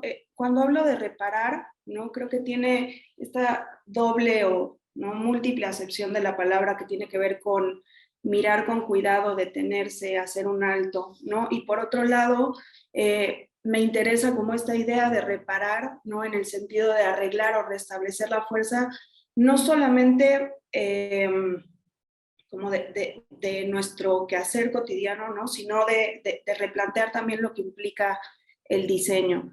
Un poquito como, ¿no? doy clases en distintas licenciaturas, ¿no? Particularmente de lo que voy a hablar hoy es de diseño de interiores, ¿no? Entonces también tiene que ver un poco con repensar qué es el diseño de interiores o las actividades del diseño desde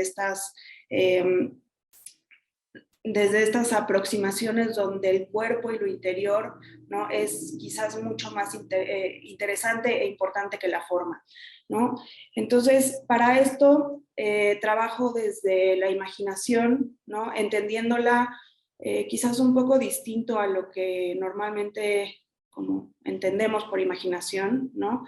A diferencia como de la idea general de imaginación, ¿no? Que es esta idea de que es lo que podemos visualizar mentalmente, ¿no? O esta cuestión de proyectar hacia el futuro, yo lo estoy entendiendo como un proceso de interpretación y de comprensión, es decir, la imaginación es algo que nos permite generar conocimiento y comprender nuestra relación con el mundo.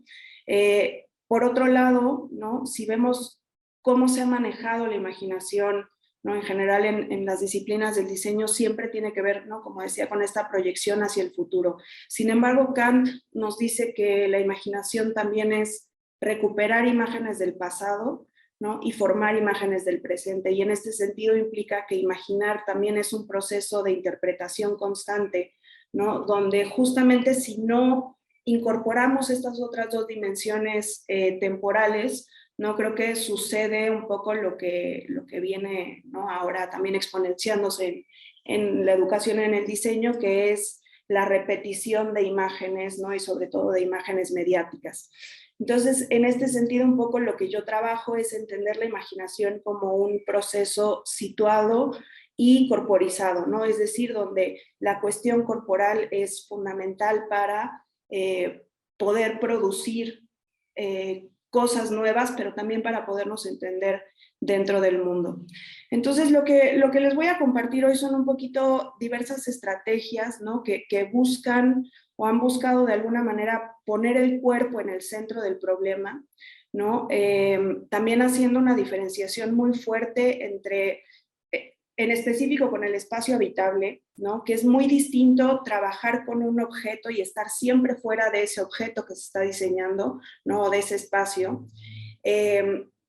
Y cómo a partir de estos ejercicios imaginativos podemos realmente ponernos dentro del espacio, ¿no? Y para esto en realidad se han utilizado estrategias que no tienen que ver con el dibujo, ¿no? Un poco también cuestionando si la herramienta más adecuada para el diseño espacial, ¿no? Es el dibujo, ¿no? Y un poco lo que he estado explorando es más bien trabajar a partir del lenguaje, ¿no?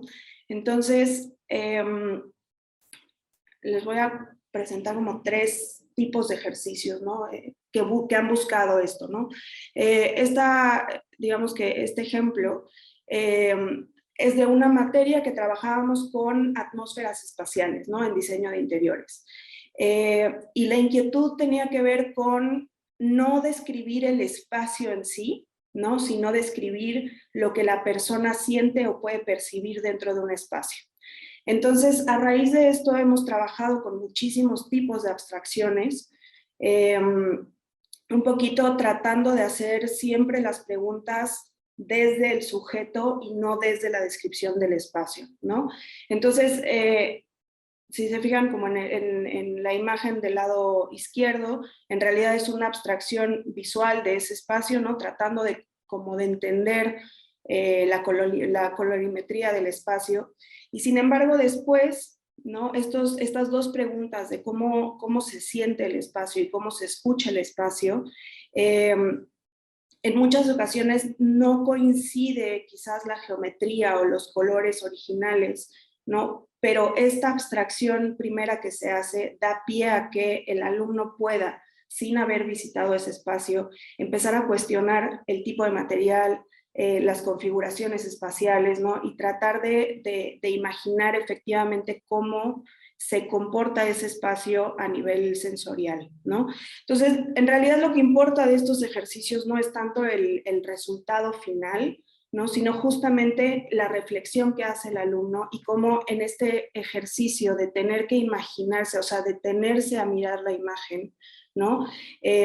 Empieza un poco a reactivar también su memoria sensorial, ¿no? No hay manera de que uno pueda responder estos ejercicios si no es a partir de experiencias previas. Entonces, lo que importa aquí es justamente esos pequeños momentos donde el alumno tiene que imaginarse en ese espacio, ¿no? Y tratar de hacer esta abstracción visual y después explicarla. Ahora, un poco a raíz de esto, estos son ejercicios que han ido evolucionando a lo largo de 3 años más o menos, ¿no?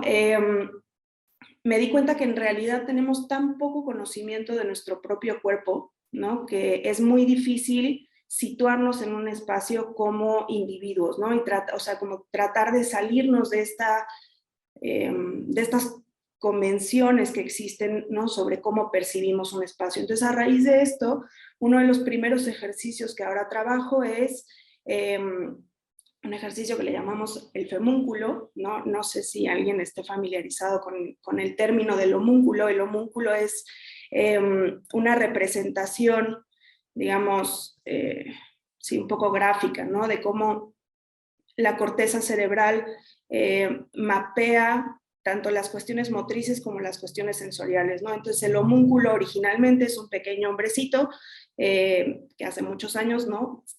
Se pensaba que teníamos un pequeño hombrecito en la cabeza que, digamos, mapeaba todo nuestro sistema sensorial y motriz, ¿no? A raíz de esto, un poco también el cuestionamiento que ha sido muy interesante es que yo trabajo casi con puras mujeres en diseño de interiores, ¿no? Entonces, de repente también esos mapeos sensoriales cambian mucho de la cuestión masculina a la cuestión femenina, ¿no? Entonces trabajamos con esta idea de femúnculo en el sentido de que el primer paso para entender el espacio es entender el propio cuerpo, ¿no? Entonces se hacen este tipo de dibujos donde se busca de alguna manera desarticular el cuerpo, ¿no? Y entenderlo como, pues sino como, ¿qué es lo que más me importa a mí en mi cuerpo? ¿Dónde siento más? O sea, o con qué parte del cuerpo percibo más, ¿no? Entonces, eso es como un primer ejercicio introductorio. Después se hacen una serie de ejercicios sobre mapeos espaciales, donde lo que importa no es la configuración, digamos, euclidiana, objetiva del espacio, ¿no? Sino cómo organizo yo mis espacios cotidianos, ¿no? Entonces, en realidad, estos mapeos, ¿no? De las casas que hacen las alumnas, pues son mapeos que no tienen que ver con el espacio físico, sino con una cuestión sensorial, ¿no? Y después se hace una relación, ¿no? Otra vez, desde el cuerpo hacia el espacio. ¿En qué partes del cuerpo o qué partes de mi cuerpo asocio con esos espacios, ¿no? Y si son sensaciones positivas o negativas. Y eso tiene un poco que ver con tratar de introducir al alumno a este mundo sensorial que pocas veces, ¿no? Observamos. Y por último, ¿no? Este es uno de los, digamos, de los últimos ejercicios, ¿no? que se han hecho. Un poco también tratando de cuestionar la visualidad en el diseño, ¿no? En general los ejercicios, ¿no? que hacemos en diseño siempre tienen un componente visual, siempre hay referencias, ¿no? Sobre todo sacadas de internet, y un poco la inquietud con esto era ver si las alumnas podían, a partir de su propia experiencia en el mundo, ¿no? Generar, digamos, un diseño de una secuencia espacial. Entonces, para esto se trabajó en 3 niveles,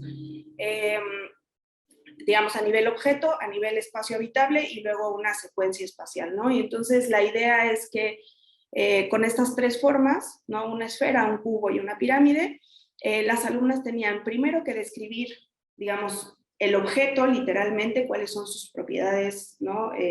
Objetivas, ¿no? Y entonces ahí se daban cuenta que no había mucha diferencia entre, ¿no? Describir una esfera manipulable a nivel objeto o una esfera, ¿no? A nivel espacial habitable. Y después de esto era trabajar con ejercicios imaginativos, ¿no? Es decir, donde tenían que activar con muchísima conciencia y muchísimo cuidado cómo se sentiría manipular esos objetos y tratar de no nombrar el objeto, ¿no? Entonces lo que hacían era, pues más bien empezar a nombrar los movimientos que hacían para manipularlo, qué dedos estaban, ¿no?, involucrados, qué parte de la mano, cómo se sentían estos distintos, pues sí, ¿no?, distintas formas, y después eso pasarlo un poco a la cuestión espacial, ¿no? Cómo me muevo dentro de una esfera, cómo me muevo dentro de una pirámide, si puedo caminar, ¿no?, un poco de cabeza o no, si me doy cuenta en qué parte del espacio estoy o no. Y una vez que hacían estos ejercicios, se les pidió que describieran, digamos, un recuerdo asociado a esto que estaban describiendo. Y lo interesante de esto es que de repente las alumnas se dieron cuenta que tenían información, ¿no?, espacial y sensorial que podían recuperar, ¿no? María, perdón, ¿podemos ir acotando? Estamos Sí, ya sobre... sí, ya estoy cerrando. Gracias. Entonces, bueno, un poco la propuesta de estos ejercicios no tiene que ver con que la imaginación entendida, ¿no?, como en estos tres momentos, presente, pasado, ¿no?, y futuro, en realidad sirve para primero observarse, ¿no? Y en ese sentido uno se va transformando, y creo que lo que permite eso es después poder transformar el mundo, ¿no? Y lo que permite también esto es sacar al alumno de la repetición de imágenes, ¿no?, y abrir la posibilidad, ¿no?, a múltiples futuros y a múltiples visiones. Y ya, eso es todo por hoy. Muchas gracias. Y muchas gracias a todos. Ahora sí, vamos a dar un espacio. Tenemos alrededor de unos 20 minutos máximo para preguntas. Si alguien desea hacer alguna pregunta, nos la pueden mandar al chat y de ahí yo la leo y me dicen a quién se la van a enviar. O alguien directamente de los ponentes tiene algún comentario o alguna pregunta hacia sus compañeros. Hola. No, Adelante. agradecer la ponencia de todos los compañeros, interesantes, todas diferentes, así que creo que lo enriquecedor de estos encuentros es eso, escuchar qué hacen otros, otras, en otras partes, ¿no? Que además una visión también que me parece interesante de todas desde Latinoamérica, ¿no? Que estamos tan influenciados por los países centrales, como les gusta llamarse, ver otras miradas desde las miradas latinoamericanas, que son otras siempre. Gracias. Gracias a ti, Pablo. ¿Alguien más quisiera comentar algo? Yo tengo una pregunta. Sí, adelante, Paulina. Para Silvina. Me pareció, nunca lo había visto, el tema del concepto de la maleta. Como que fue muy breve, entonces no sé en qué momento como que impacta tanto al estudiante que me hace un sentido mayor pedagógico. Como que eso me gustaría que me explicara cómo incluye ese sentido de la maleta hacia a cómo enseñar, o cuál es el trasfondo más profundo de eso.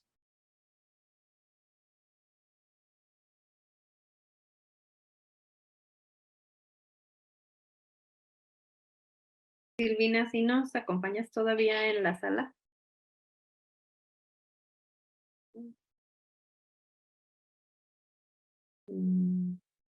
Parece que no. Me quedaré con la duda. Sí, yo también tenía una pregunta para ella que me pareció muy interesante.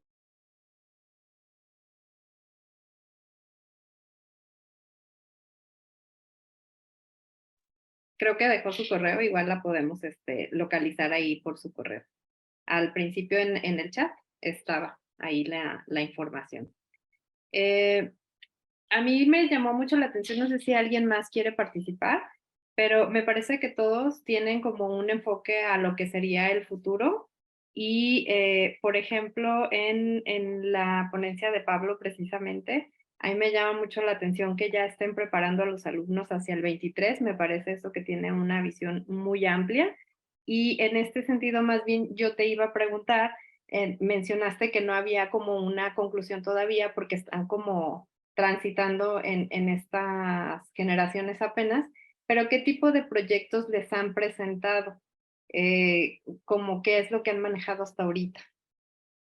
Sí, en realidad es una experiencia que no tiene más de un año. La carrera en la Universidad Atlántida tiene 2 años de antigüedad, o sea, los primeros estudiantes de la universidad además tiene una particularidad que tiene 2 sedes, Mar del Plata y Mar de Ajó, 2 lugares de la costa de la provincia de Buenos Aires. Donde tenemos estudiantes que cursan en manera híbrida en 2 lugares distintos, ¿no? Con profesores físicos en una y a veces en la otra, y estamos haciendo una experiencia nueva en una universidad nueva. Y ahí se logró encaminar la idea del laboratorio futuro, de pensar en estos futuros arquitectos que en el 2023 se ingresaron, en el 2022 ingresaron, son los primeros ingresos de la facultad, que van a ser arquitectos del 2030. Y con Laura Novik empezamos a pensar cómo tener estrategias pedagógicas y de ejercitación de hacer trabajos con perspectiva de futuro. O sea, es fácil darle programas arquitectónicos para empezar a diseñar que conocemos y están en uso hoy, pero hay montones de programas arquitectónicos que en el 2030 quizá ya no se usen más o sean totalmente distintos. Entonces, usamos mucho el libro de Italo Calvino, de Ciudades Invisibles, para hacer una experiencia que sería una experiencia más lúdica, de empezar a ilustrar cómo serían esas ciudades a partir de la literatura, y después a partir de eso empezar a pensar cómo serían las ciudades o cómo serían las arquitecturas en el 2030. Recién están empezando a hacer este tipo de ejercitaciones los estudiantes del segundo año de la carrera, que no tenemos estudiantes más viejos, o sea, los más grandes tienen 2 años de carrera, en realidad 3 cuatrimestres de carrera, porque están empezando ahora en agosto a cursar el 4º cuatrimestre de carrera.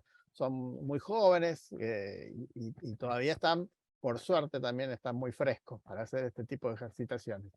Esta idea del laboratorio futuro en realidad va a ser, además de lo lúdico, va a ser interesante ya en el último año de la carrera, ya en 4º, 5º año, es una carrera de 5 años, que tiene títulos intermedios, pero en el 5º año de la carrera sí va a tener otro protagonismo, porque ahí ya van a estar cerca del 2030 y van a empezar a poder pensar, a ver desde que empezaron la carrera en el 2021-22, cómo cambió la arquitectura, cómo cambió la idea del proyecto y los requerimientos del proyecto.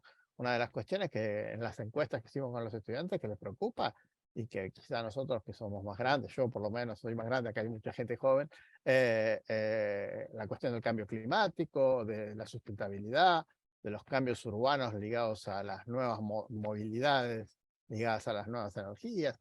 Así que son cosas que a ellos les están preocupando y por ahí a nosotros, los más viejos profesores, no las tenemos en cuenta y que creo que las tenemos que tener en cuenta. Gracias, Pablo. Ya está aquí Silvina.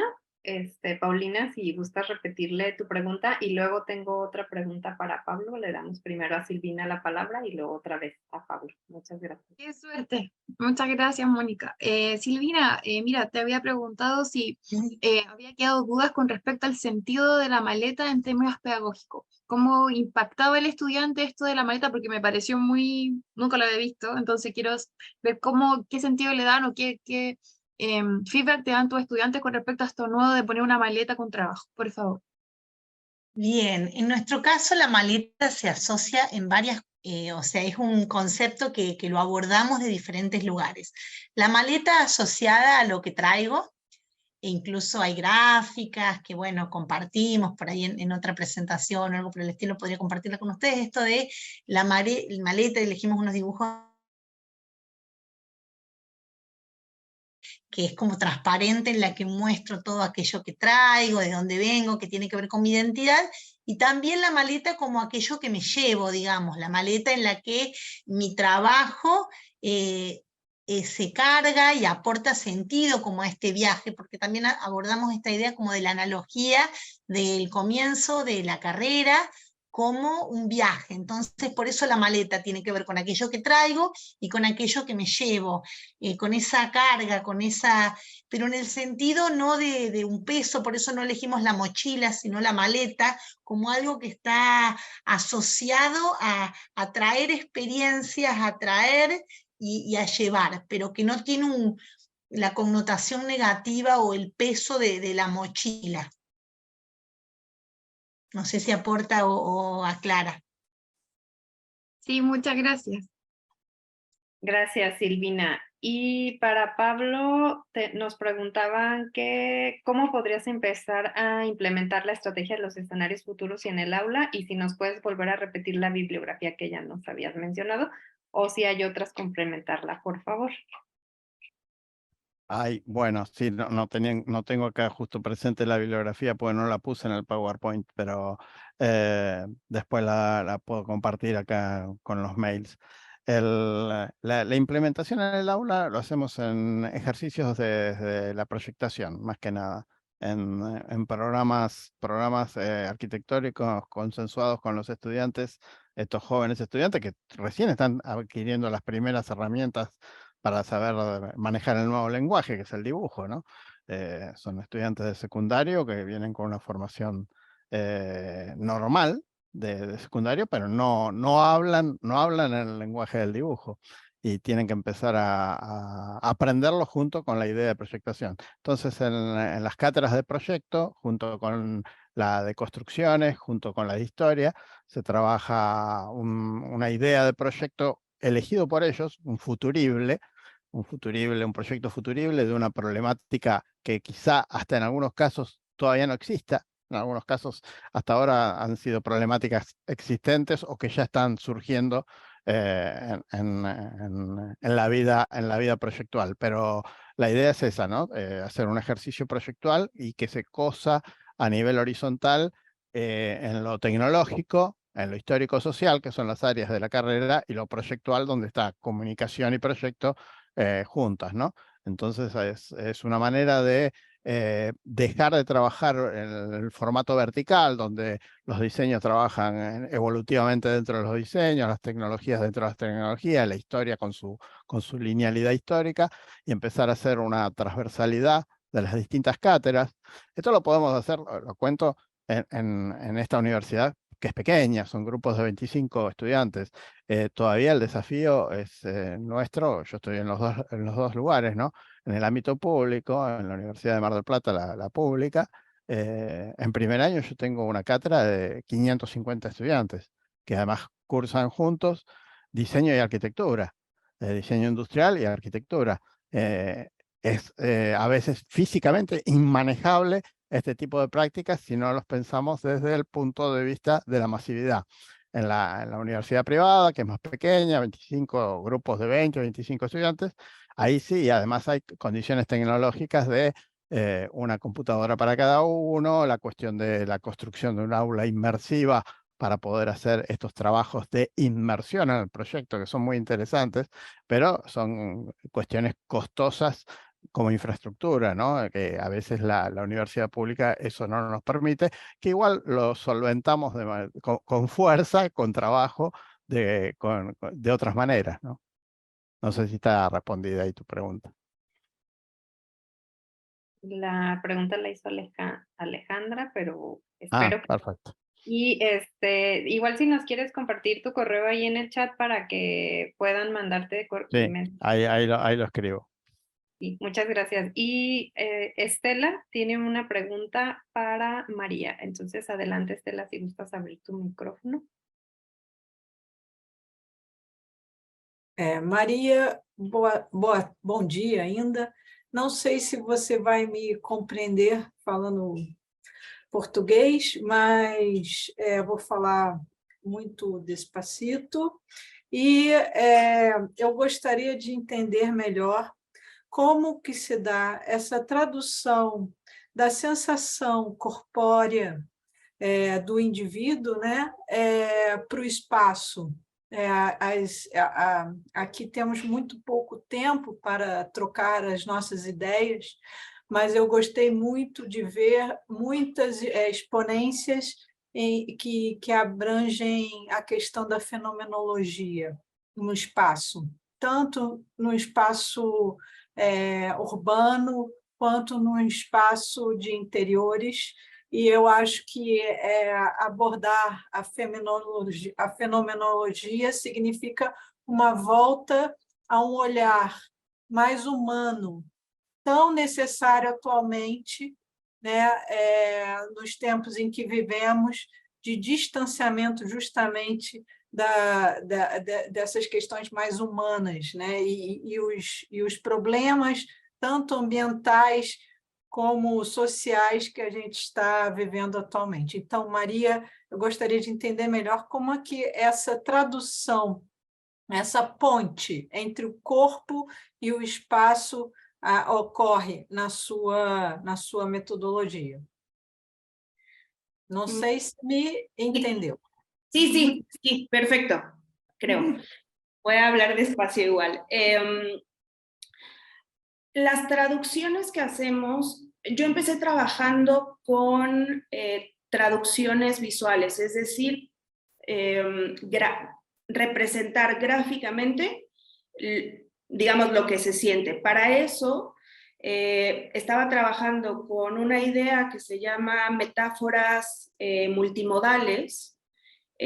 Ahora, si quieren, pongo el dato del libro, donde justamente se habla de que existe una correlación, ¿no?, entre cómo representamos visualmente ciertas cosas, ¿no?, y otros sentidos.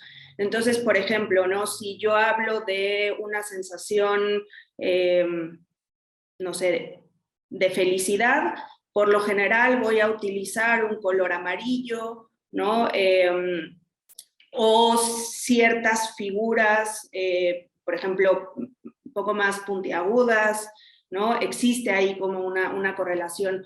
Sin embargo, creo que esos procesos toman mucho tiempo, ¿no? En realidad, y creo que alguien lo mencionó en algún momento, creo que fue Cristina, ¿no?, que hablaba de estos lenguajes, ¿no? Creo que para entender o para poder graficar esas sensaciones y darles como un sentido visual, habría que construir, yo calculo, durante 6 meses, 1 año, una construcción de un lenguaje visual gráfico, ¿no?, que permita representar eso correctamente. Si no, lo que pasa es que son representaciones muy aleatorias, ¿no?, que son, digamos, muy intuitivas, pero muy aleatorias.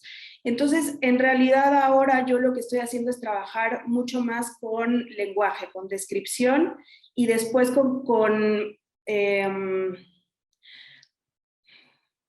hay unos ejercicios que hago que tienen que ver con describir el espacio y luego tratar de describir el espacio sin nombrar las cuestiones físicas del espacio, ¿no? Por ejemplo, ¿cómo hablo de una puerta sin decir que es una puerta?, ¿no?